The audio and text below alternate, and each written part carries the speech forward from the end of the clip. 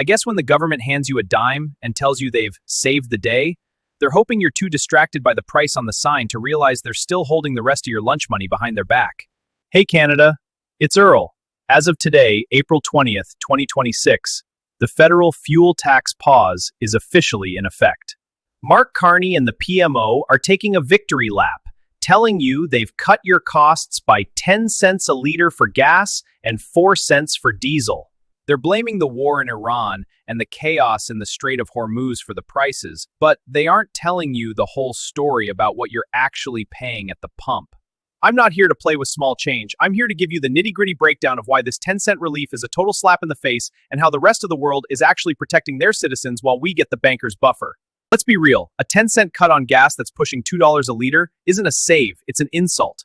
While Carney is patting himself on the back, you're still paying a massive tax tower on every single tank. You've got the provincial fuel tax, which can be as high as 27 cents in places like Vancouver. You've got the GST and HST, which is a tax on a tax, meaning the government actually makes more money when the price of gas goes up. In most parts of this country, you are still handing over between 35 and 55 cents in total taxes for every single liter you pump.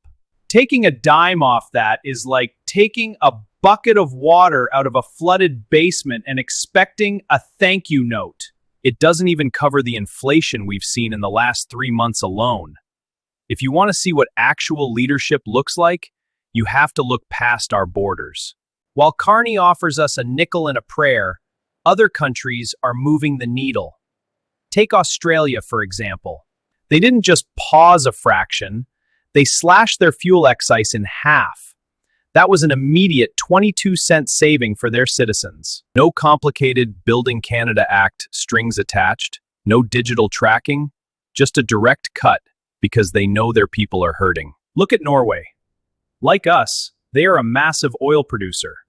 But unlike us, they actually use that wealth to protect their people. They've used their sovereign wealth fund to effectively set road use taxes to near zero during energy spikes, saving their drivers upwards of 55 cents a liter compared to what they'd be paying on the open market. Even in the United States, state-level leaders in places like Florida and Georgia have suspended their entire state fuel taxes for months at a time, giving Americans a relief of 25 to 40 cents per liter. Our neighbors pay nearly half the total tax we do, and their leaders still do more to lower the cost of living than the dark side in Ottawa. They want you to blame the conflict in Iran for the 45-cent surge we've seen since February.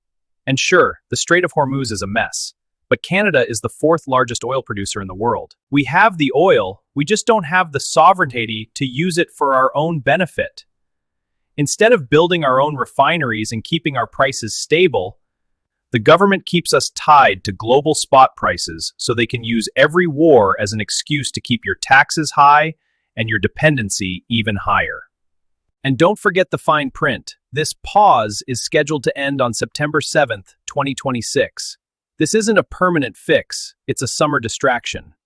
They want you happy for your road trips so you don't notice the $1.4 trillion debt or the sovereign cloud digital ID they're rolling out in the background.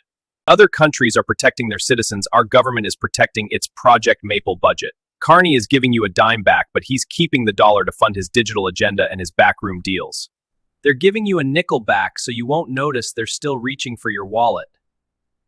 Thanks for watching. Stay awake.